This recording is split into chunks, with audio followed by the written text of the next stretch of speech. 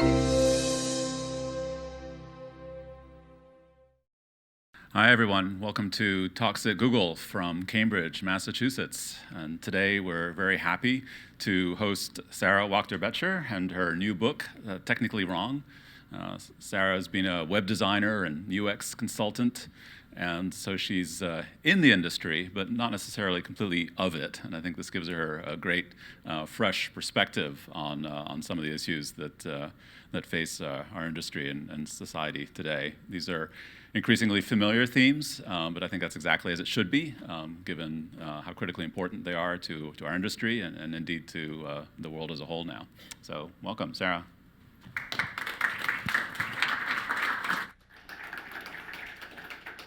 Hello, thank you all for coming. So I'd like to talk today, first off, about something that is not in the book at all. And it's not in the book because it happened last week. And some of you might be familiar with it. It's our friends, the mini cupcakes. And I'd like to talk about this both because I'm here at Google and because I think this is a really good example of some of the things that I think are not being talked about enough. So mini cupcakes, as I'm sure you all know, were the topic of discussion because of a Google Maps update that went out to a selection of iPhone users that started showing the number of calories that Maps thought that you might burn if you walked somewhere instead of taking some other form of transit, and also how many mini cupcakes that might be in terms of your calories burned. Now, almost immediately after this launched, some people started talking about it. One of them was a woman named Taylor Lawrence, who is a journalist, and she did not like this update. So she had some comments. So one of the first things she said was like, oh my God, if you click on walking directions, it's going to tell you how much food this burns. She goes on to talk about there's no way to turn this off. Then she says, do they not realize how triggering this is for people with eating disorders? And like, this just generally feels shamey and bad. She goes on to talk about how calorie counting maybe isn't even a good thing, and there's a lot of disagreement on that. Then she talks about how this is even perpetuating diet culture. So on and on she goes up until about 9 p.m. This is about an hour of tweets that she has sent, kind of walking through all of the reasons that she thinks that this is a problem. She says there's no way to turn it off. This could be dangerous for people with eating disorders. This feels shamey. Average calorie counts are wildly inaccurate. Not all calories are equal. A cupcake is not a useful metric. What is a mini cupcake anyway? Whose mini cupcake are we talking about?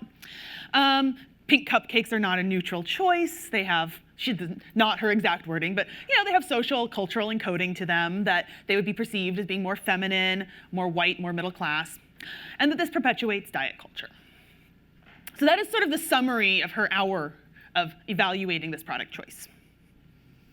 And I look at something like that and I think, okay, it took her an hour to document these flaws. It took 3 hours after she started tweeting about it, and I'm sure not only because she was tweeting about it, for the feature to get shut down. And so I ask, how much time was invested in building that in the first place? I suspect more than an hour, more than one person. And why and nowhere along the line did this come up? Or if it came up, why wasn't it addressed? Why didn't people take it seriously? Whoever brought it up, if they brought it up, like, why was their voice not valued in that discussion? Why did people not think that this mattered? And this is this one tiny thing, right? It's a freaking cupcake. Except that it's not this tiny thing. What I think it is it's actually a perfect encapsulation of some of what I see going wrong in all kinds of tech companies, certainly at Google and elsewhere, all over. In almost every single aspect of our lives, we have tech companies that really end up thinking that they understand people and making choices that make a lot of assumptions about people that leave them too narrowly focused on whatever they thought their goal was, and leaving so many people out along the way. And you end up with this kind of tech knows best paternalism, where A tech company is presuming to know what people want and what people need, and that when you're mapping something, what you really need is calorie counts and to know how much food that is, because after all, let's talk about obesity in America or whatever. And so what you end up having is this really narrow understanding of what normal people are. And I think that that goes very deep in tech companies and the people who work there. This idea that we understand what normal means, what users want. You can see it in so many different examples. And when you work on something like this, all of your friends send you screenshots. So I got a lot of really, really fun screenshots from people. One of them came from my friend Dan Hahn. This is an email that he got from his scale, which is a thing that you get from your scale now. And this email is saying, don't be discouraged by last week's results. We believe in you. Let's set a weight goal to help inspire you to shed those extra pounds. But you'll notice this is not addressed to Dan, my friend. This is addressed to Calvin. Calvin is his son, who is a toddler. And every single week, Calvin weighed more. Right? Weird. And the scale didn't get that, like just didn't understand that that actually could be a perfectly normal and natural thing, because the only thing that the product had been designed to do was to congratulate weight loss. And it's really funny when you get this message for your toddler, because your toddler isn't internalizing this particular email. But it gets progressively less funny for a lot of other people. In fact, this was another message on a push notification that he got. Congratulations, you've hit a new low weight. This one actually was for Dan's wife. And she received this right after she had a baby, which, I mean, I guess it's true.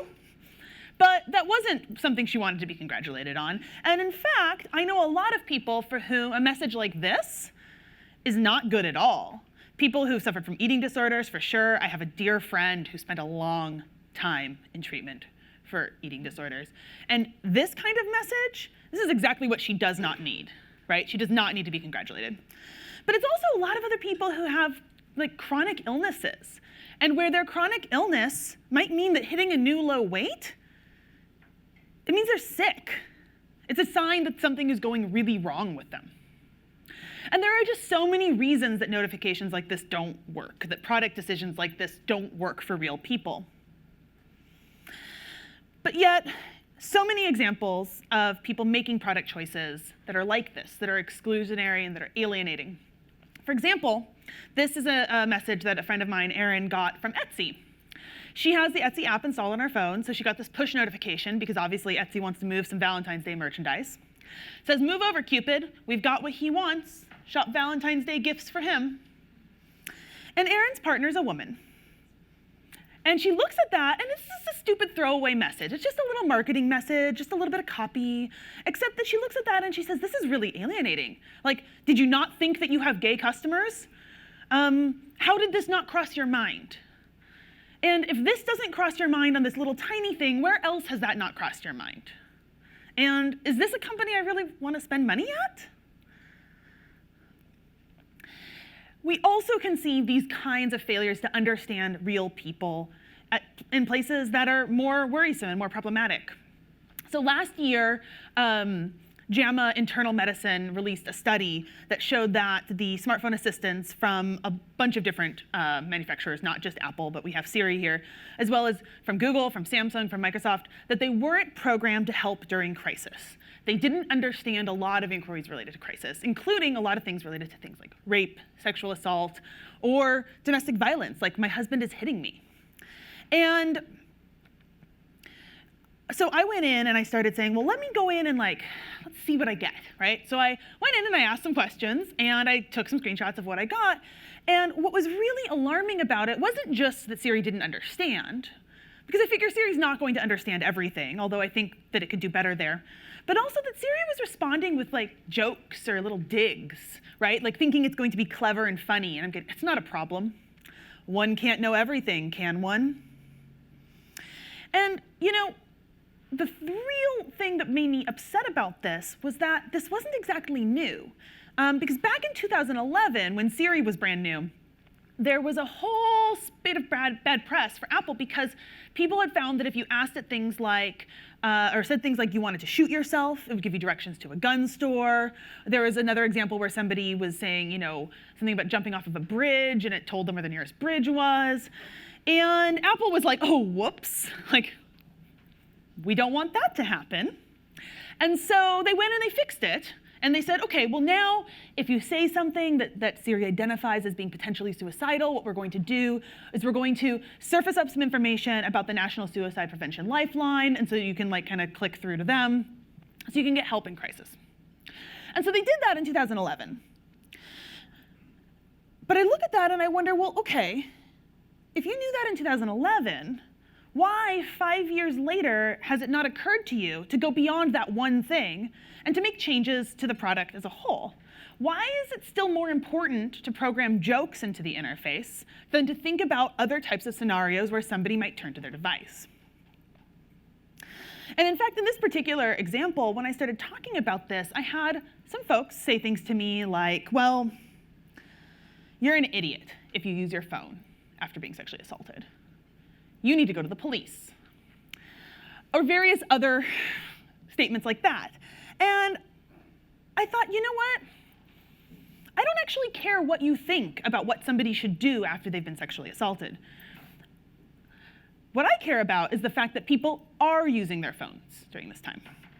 There is a quote from my friend Karen McGrain, who is well known in sort of user experience, and she did a lot of work on mobile content. And when she started doing that, she would say to people, you don't get to decide what device people use to access the internet. They do.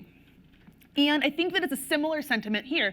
You don't get to decide what circumstances somebody is going to be in when they use your technology. You don't get to decide that somebody should or shouldn't use their smartphone assistant when they're in crisis.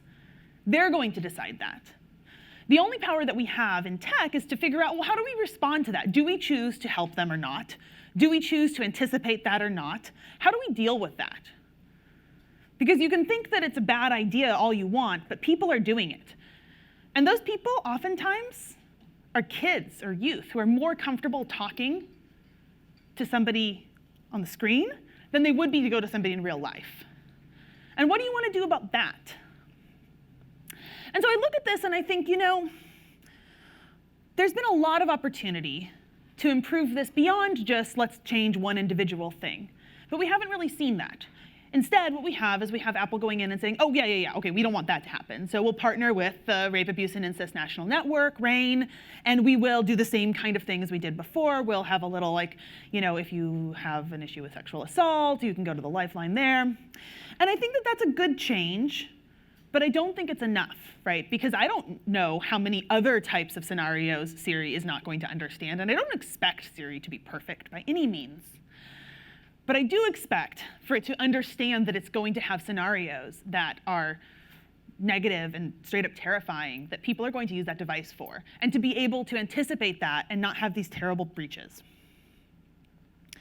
But I find that over and over, tech companies really aren't thinking enough about the ways that their design decisions and tech decisions can break. Grief is a great example of that. Tech is very good at focusing on things like delight, tends to be really bad at focusing on things like grief.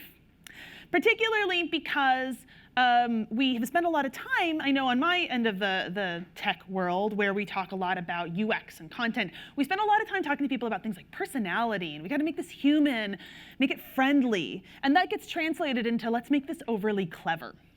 And as a result, you get things like this. We've got TimeHop, which posted to this person who was sharing about a memorial service. They resurfaced that post and said, this was the really long post that you wrote in the year of 2000 and whatever. And it's snarky, rude. Or you've got, the millions of different places where you've got, could a GIF say it better? Could you be more clever?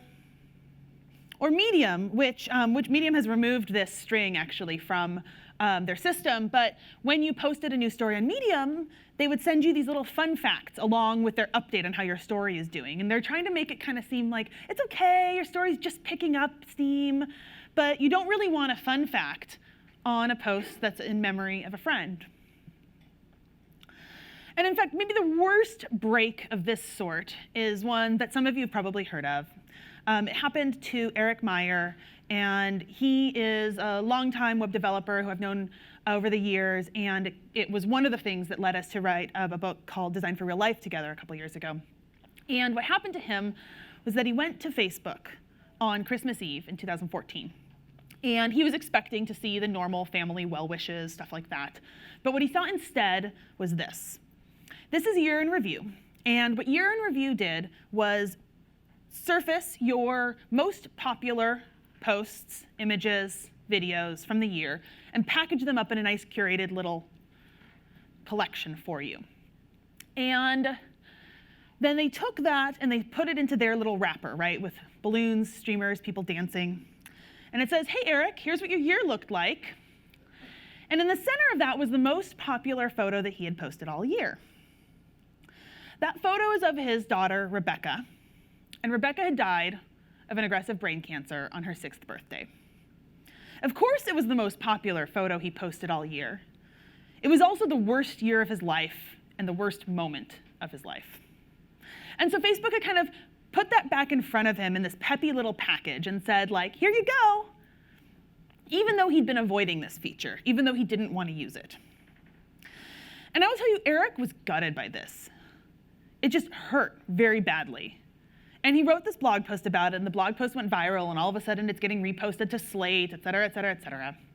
And Facebook reaches out, and the product owner apologizes. I mean, they didn't want this to happen. Nobody there wanted this to happen.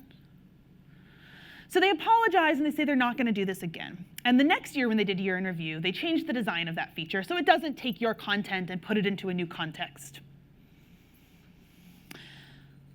But now it's almost 3 years later, and in fact, Facebook is still doing basically the same thing.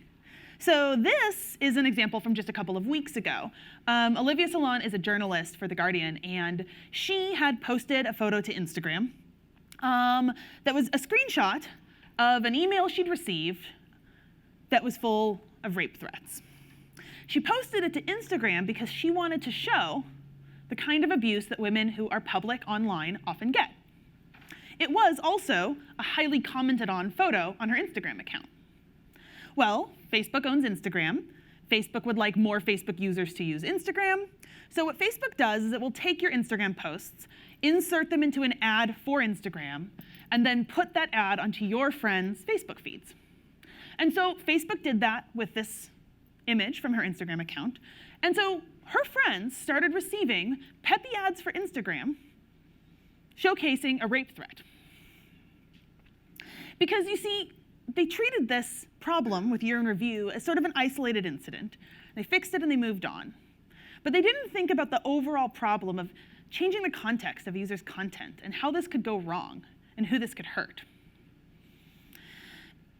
I think this quote from Zeynep Tufekci, a digital sociologist, really sums it up effectively here. She just started talking about this the other day on Twitter. She said, Silicon Valley is run by people who think that they're in the tech business, but they're in the people business, and they're in way over their heads.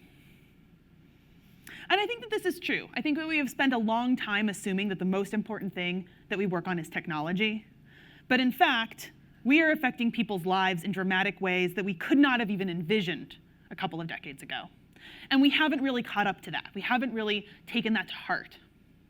And we can see that playing out in so many ways, from all of these little interface examples to much, much deeper places.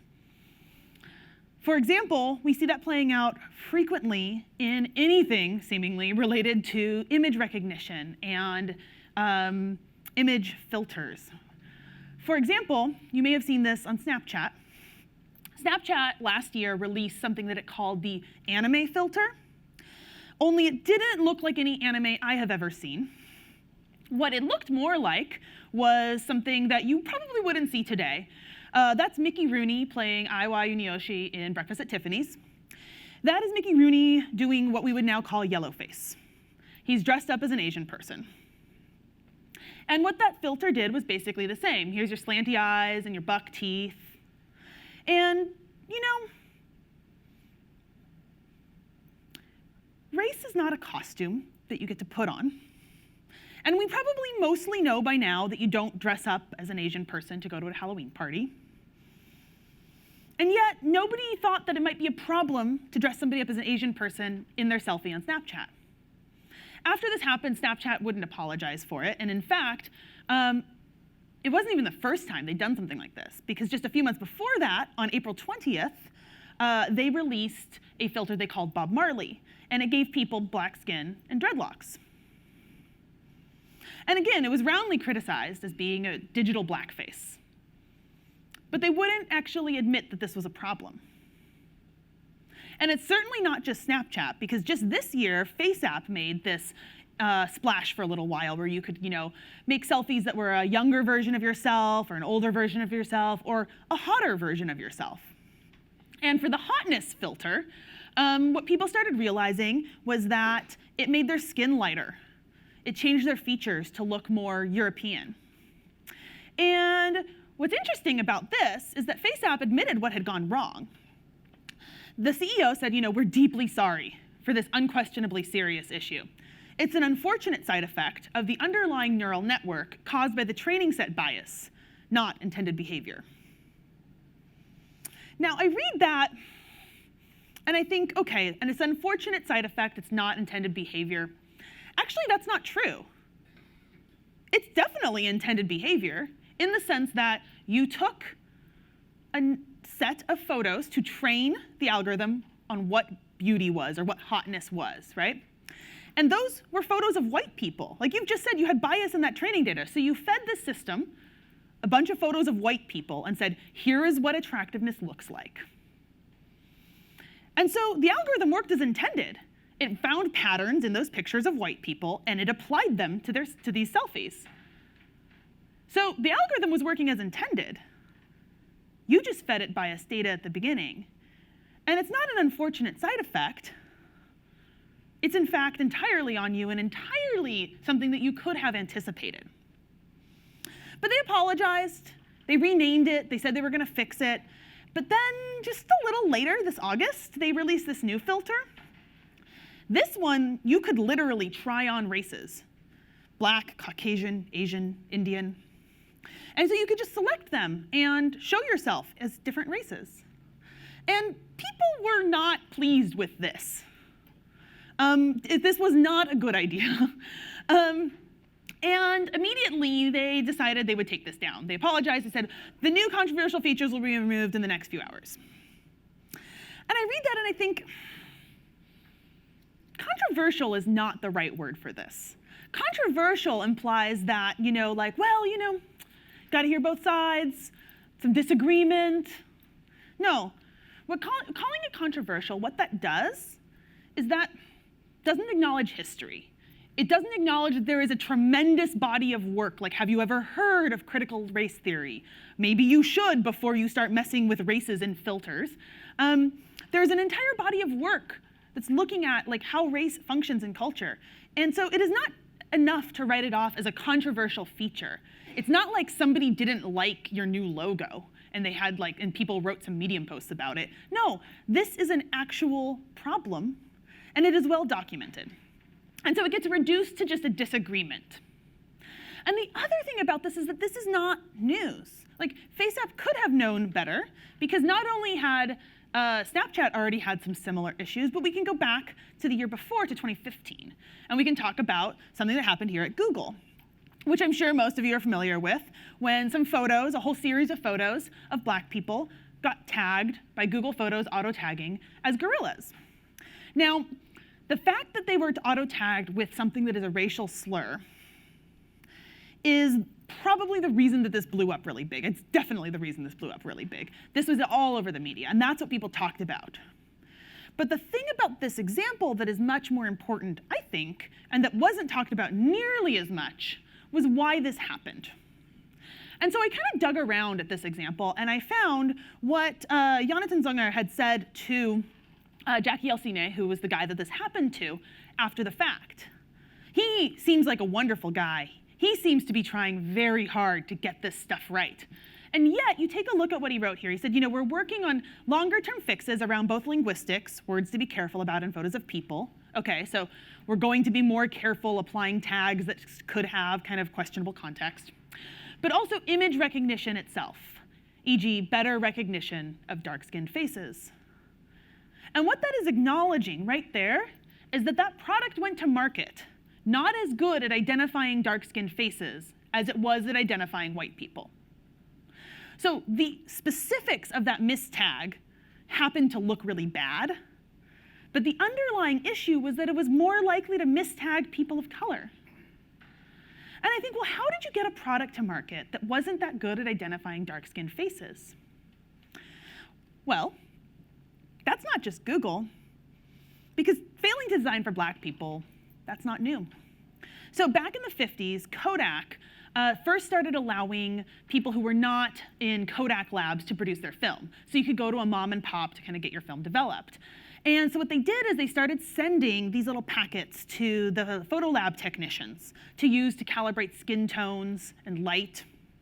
And they called them Shirley cards, named for the first woman who ever sat for them, who was a Kodak employee. And for decades, they sent these cards out. And they were always the same. The styles would change, the woman sitting for them would change, but they were always called Shirley cards. They always said normal on them, and they always showed a white person. And so for decades, this went on. And a black photographer wrote this piece on BuzzFeed where she talked about this, and she talked about her experience feeling like film was never developing correctly for her skin tone. And she said, you know, with a white body as a light meter, all other skin tones become deviations from the norm. It turns out that film's failure to capture dark skin, it's not a technical issue, it's a choice. And in fact, a researcher went and talked to a bunch of people who used to work at Kodak back in the 70s when this started to change. And what she learned was that it wasn't that they decided to be more inclusive, it was that furniture makers and chocolate manufacturers were complaining.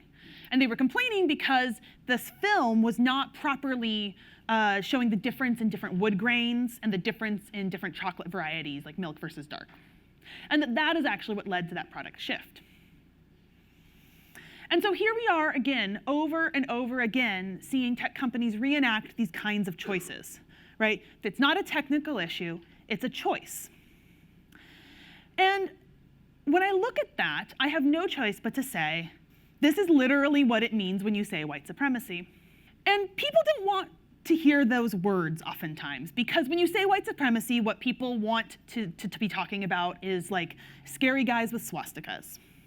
And in fact, those are terrifying people. But when you talk about white supremacy, what you're really talking about is simply putting whiteness first. And so if you decide you're going to make a product that works better for white people, if you decide that you're not going to include people of color in your training data, you have literally decided that white people are more important. You have literally enacted white supremacy. That is uncomfortable. That is not a conversation most of us want to get up in the morning and have. But the thing is, that's what we do in tech. That is what we enact every single time we don't specifically work against it. We embed it because it's already present in our culture, not because tech created it, but because it already exists. And so we just reenact it over and over again unless we question it. And the thing is, we do all of that while insisting over and over that no, we're not racist though. We want to include everybody, and we talk about tech as if it's some kind of utopian society that's possible. But we're not necessarily doing that difficult work of looking at the ways that we continue to center white people. And that's, I think, bad enough when you're talking about something like photo tagging. But it, of course, gets even more worrisome the more that tech embeds into other aspects of life. For example, some of you may have heard about some software called Compass. Compass stands for Correctional Offender Management Profiling for Alternative Sanctions. It is made by a company called Northpoint, and it is being used in courts around the country to decide how risky somebody is to commit a future crime. So it provides criminal recidivism scoring. And last year, ProPublica did a big investigation into this software. And what they found was that it had some real biases embedded within it. So for example, you have these two men here. On your left, you've got Bernard Parker. In January of 2013, he was arrested in Broward County, Florida, for marijuana possession. And then on your right, you have Dylan Fugate. And in the same year, 1 month later, in the same place, Broward County, Florida, he was arrested for possession of cocaine. Now, both of these men had a prior record. Bernard had resisted arrest without violence, and Dylan had attempted burglary. But according to Compass, these men did not have a similar profile at all, because Bernard was labeled a 10, the highest risk there is for recidivism, and Dylan was labeled a 3. And in fact, Dylan happened to go on to be arrested 3 more times on drug charges. Bernard was not arrested again at all. And what ProPublica found was that that story was playing out over and over again with this software. So the software was particularly likely to falsely flag black defendants as likely to reoffend. So 45% of those who were labeled high risk did not reoffend, versus only 24% of white defendants. Meanwhile, the opposite was true for low risk. 48% of white defendants labeled low risk did reoffend, and 28% of black defendants reoffended.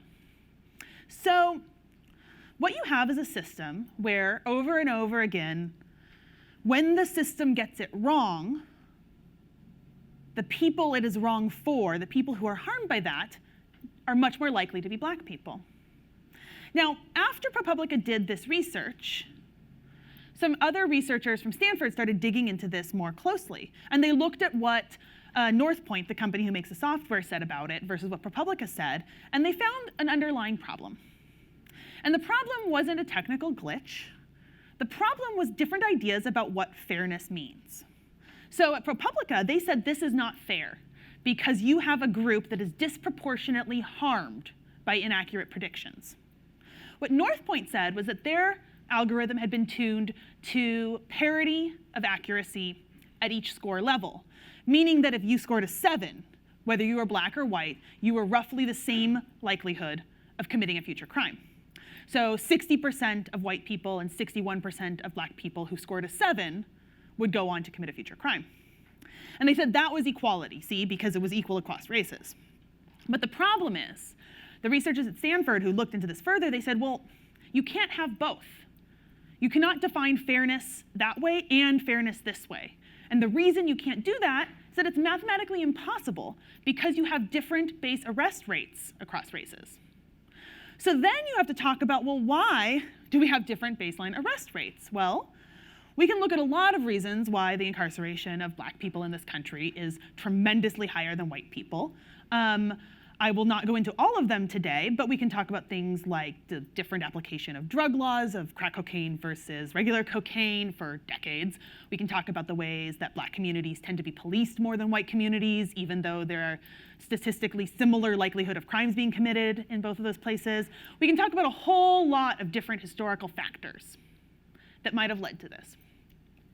But the other thing that we can talk about is what went into these scores that wasn't just past criminal profile. Because if you remember those 2 examples we talked about, Dylan and Bernard, they had really similar criminal profiles. But Compass doesn't just care about that. Compass cares about a lot of other factors. I think there's 137 different factors. Is there a lot of crime in your neighborhood? Is it easy to get drugs in your neighborhood? Was your father ever arrested? Were you ever suspended or expelled? All of these questions go into factoring what your score is going to be. And the thing is, these questions are not neutral. These questions are very, very much tied to race and class in this country. If you are poor in America, and if you're black, you were more likely to grow up poor, you probably lived in a neighborhood that had more crime. You probably lived in a neighborhood where you had to move around a lot. If you are black in the United States and incarceration rates are what they are, the likelihood that somebody in your family has been arrested is way higher. And if you think about it, the only reason that you build software like Compass in the first place is because you think that there is some kind of human bias that you're trying to get rid of. right? Like, because you don't want to just leave it to individual judges to make these decisions. Otherwise, why would you build this software? So the software is meant to make it less biased, make it fairer for people. And yet, we're not questioning the underlying information that's going into this model and saying, like, well, wait a second. What was the historical context that led to this? Do we want to consider things like whether you've been suspended from school when we also know that black kids are much more likely to be suspended from school for the same infractions as white kids? Are we going to ask those questions or not? And I think that this is the extreme example of what happens when we assume that something that is technical is also neutral. And I think we do this all the time because we're so used to thinking about things as technical problems to be solved. But of course, this is not neutral at all. The information that went into that algorithm is anything but neutral, and it needs to be interrogated. And it needs to be interrogated at a level that is so much deeper than what most tech companies are prepared to do right now. And so what ends up happening is we have algorithms that don't eliminate bias, but they just outsource it. And by that I mean you can make it the machine's problem. And so you as a human person don't have to be responsible for the bias, and we can all feel better about how unbiased we are because we're not making these biased decisions and not leaving it up to racist judges, and we're letting the machine sort it out. And out of that machine comes some nice, clean little numbers, right? 3, 7, 10, charts, graphs. It seems so obvious, so clear. And in fact, I talk to designers a lot, and I work with designers a lot, and design is intended to make these things seem like facts, like truth.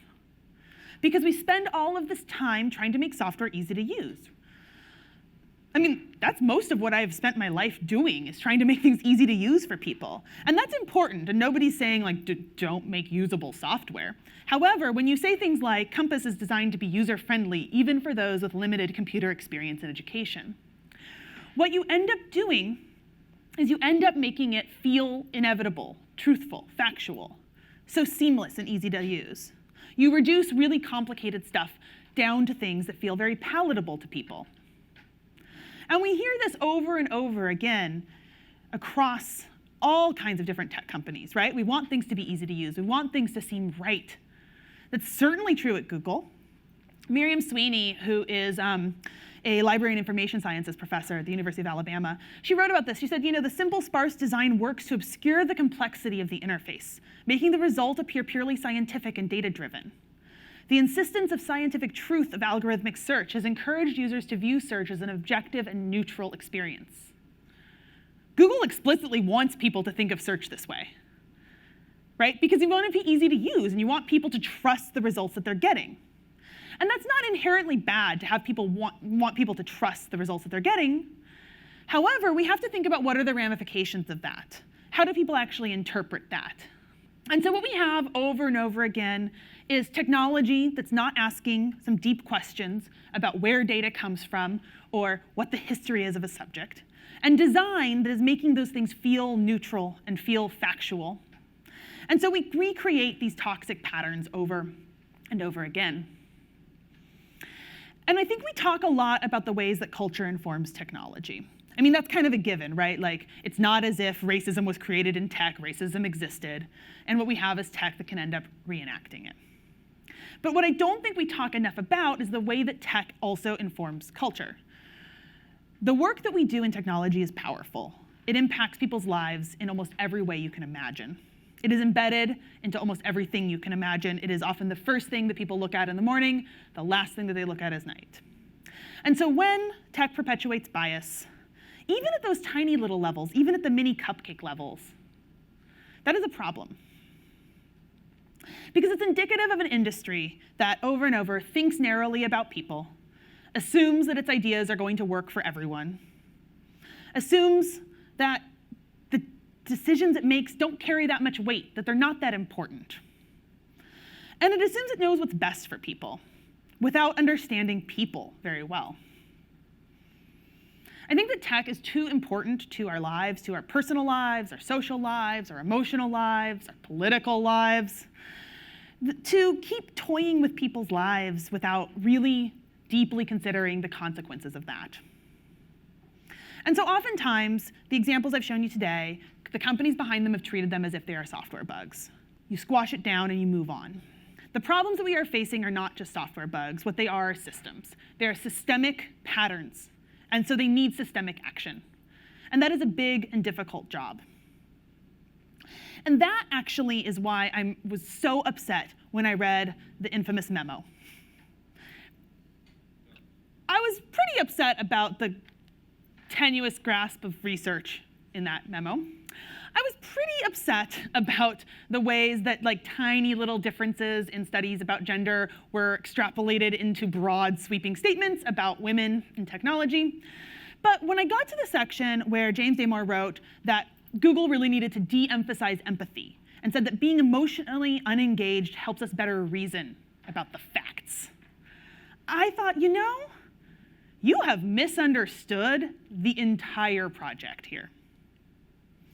Because that's actually the opposite of what needs to happen. At a time when tech companies are deciding things like what we see during an election or building software that determines whether or not you're going to get a job or whether you can get a loan, at a time when tech companies are increasingly manipulating relationships and emotions, and the person who designed the like button on Facebook has actually said they've rid technology from their lives and their children's lives because they realize that they actually don't want that level of manipulation, this is not the answer. Because when we start saying that we're going to de-emphasize empathy and we're going to focus on reason, facts, we don't ever answer some important questions, like whose job is it to decide what fair means? Do you want some random engineer to decide what fair means? That is a big cultural question, and it needs big discussions around it.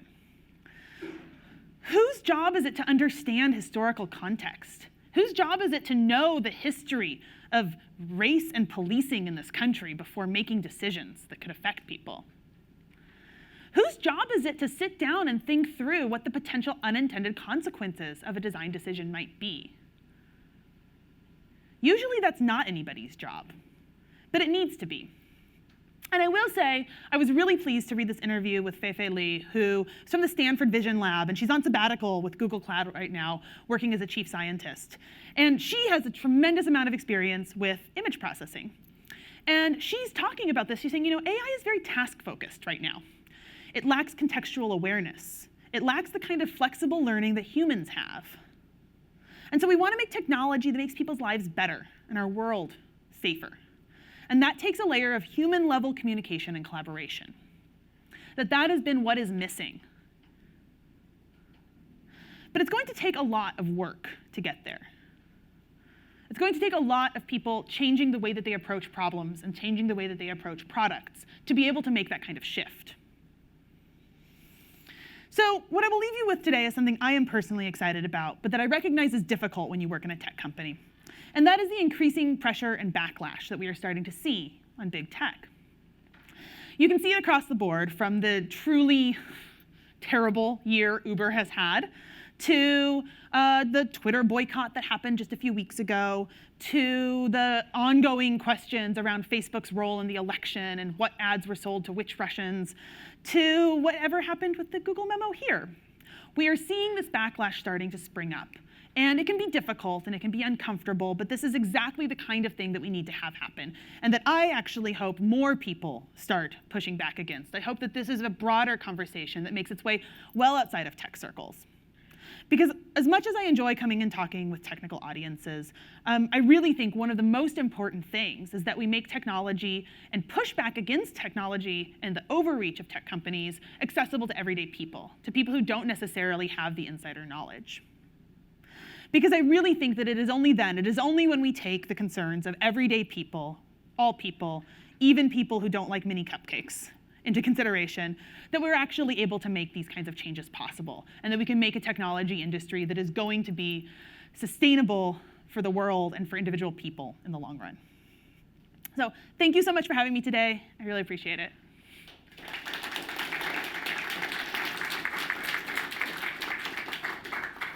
Thank you very much, Sara. Questions? The cupcake thing is sort of a little, it's frustrating because you can imagine that we could have taken a different path and that would not have happened. It's also sort of maybe easier because you can imagine what that path would be, and maybe we could follow different paths in the future. There's something I'd love to hear your thoughts on that I think is maybe fundamentally, from my perspective, seems to be a harder problem. I'm not sure if you were aware of this. This was about a year ago. There was an issue where people noticed that if you searched in Google for unprofessional hairstyles, Yes. you got pictures that were overwhelmingly of women and people that were overwhelmingly of color. And my simplistic understanding of this, I don't work on that product, I should say, is that that's actually a reflection of how people tag images. It is a reflection of people having sites about what to do and not to do in the workplace that use those pictures as examples of what not to do. And so an algorithm that sort of is, what is the right word for this? Really trying not to be biased, but the algorithm winds up reflecting a larger bias in society. And I think we've seen a number of instances of this kind of problem. We had a problem a few years ago in Google Maps where the White House would get labeled with a racial epithet because a lot of racist people were tagging it that way in maps, and we were using that data. And just wonder if you had any thoughts on. Yeah. So I think this is legitimately difficult, right? But here's the thing. Like, I think that one of the reasons this is particularly difficult is that tech companies have spent a lot of time focusing on what they do as being somehow neutral and like a lot of time kind of saying like free speech, and have kind of abdicated responsibility. And now we're looking at it and going like, oh shit. What have we wrought? And so I think part of the reason it's hard is that we should have taken this seriously a long time ago.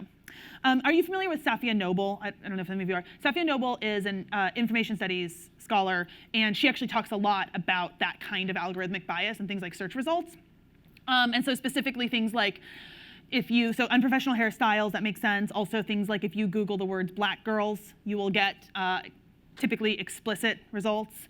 And there's lots and lots of ways in which that mirror that's being reflected back to us doesn't look great.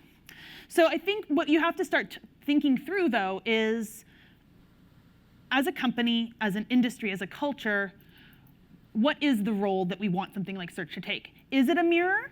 And then, well, what do we do about the fact that it's never just a mirror, it's also a magnifier? Right? Like, because that's the fact, and that's what we have to acknowledge and really deeply internalize, is that it's not just that you're reflecting back to society what people have said, but you're making that codified.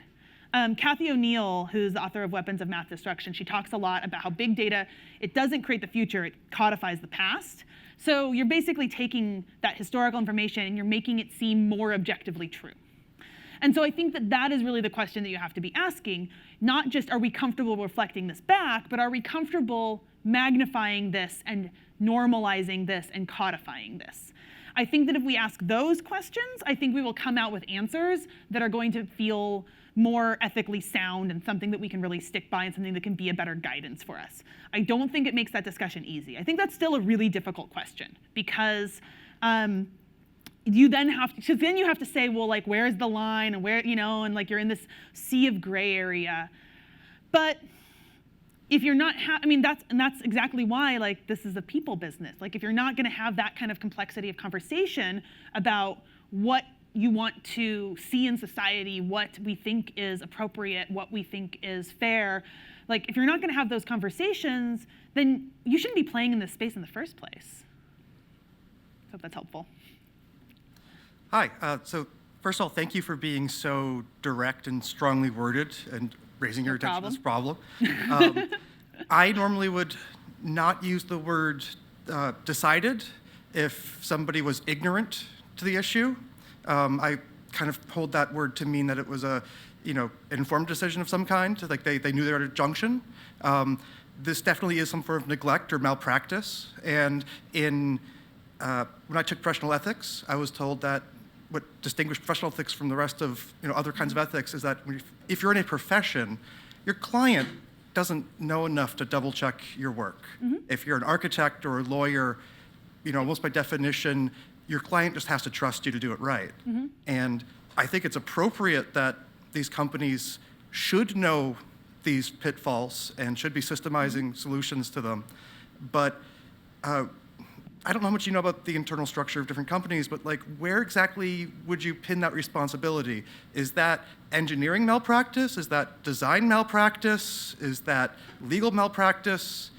Who should be the professional that is aware of all the implications here? Well, so I think, so realistically, like, we are never going to be aware of every potential implication, every potential outcome, right? Like, that is not realistic.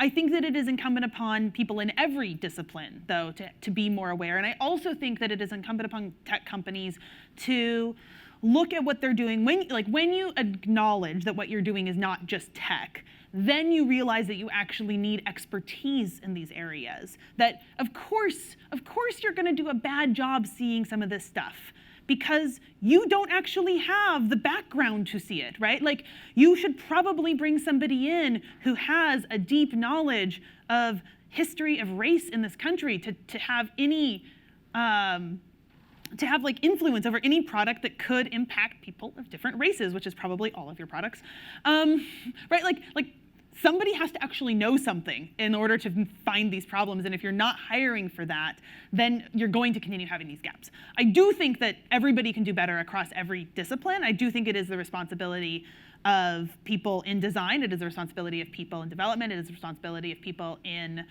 legal, it's everywhere. But the thing is, if you're going to say it's everybody's responsibility, it's very easy for that to become nobody's job, right? And so I think that fundamentally, though, that's because it's not just about the individual culpability, it is about priorities as an organization, right? So if this is a priority for your organization, then it's going to become part of your organizational culture. It is going to be systematized and is going to be present at every step along the way. It isn't going to be done in this sort of ad hoc way where, like, you, individual engineer, needed to have noticed this thing.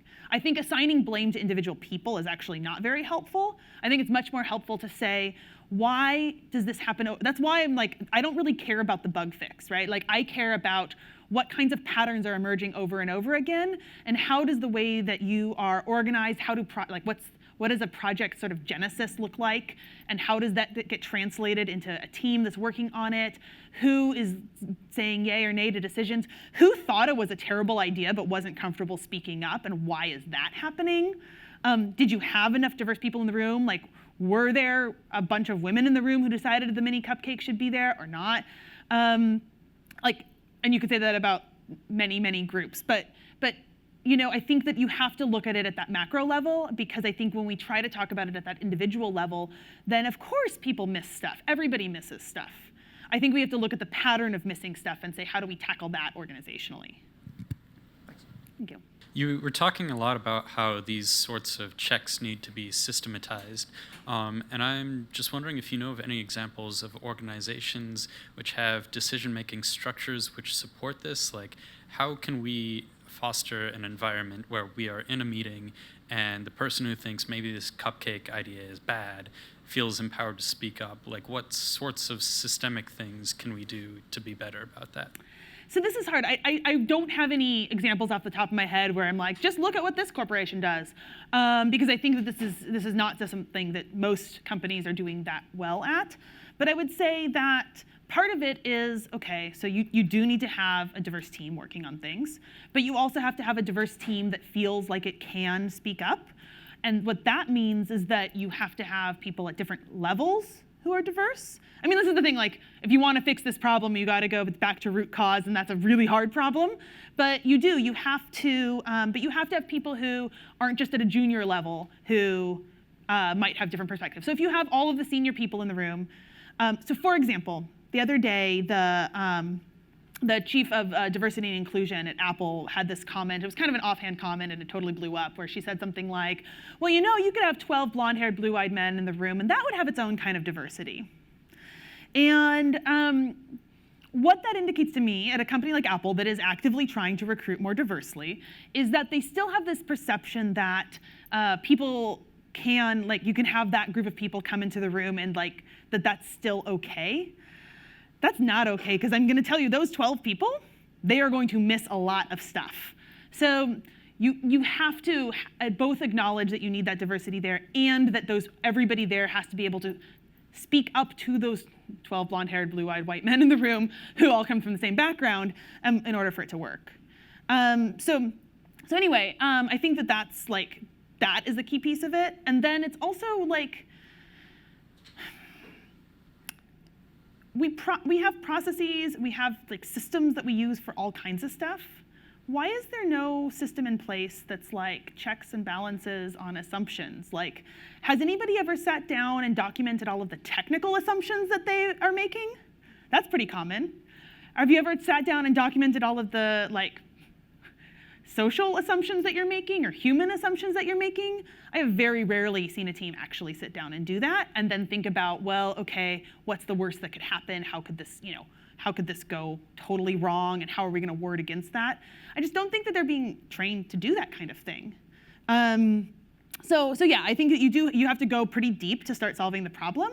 It's not going to be fixed by just like, let's hire some more junior people in diverse roles. It will not be fixed by just like kind of encouraging people to speak up. It will be fixed by kind of big, deep changes in the way that we structure teams, the way that we promote, the way that we operate as companies, which makes it really tough. It makes it painful. It makes it feel like it's hard to get anywhere. But I think that that's really the only way. Well, let's thank Sara again.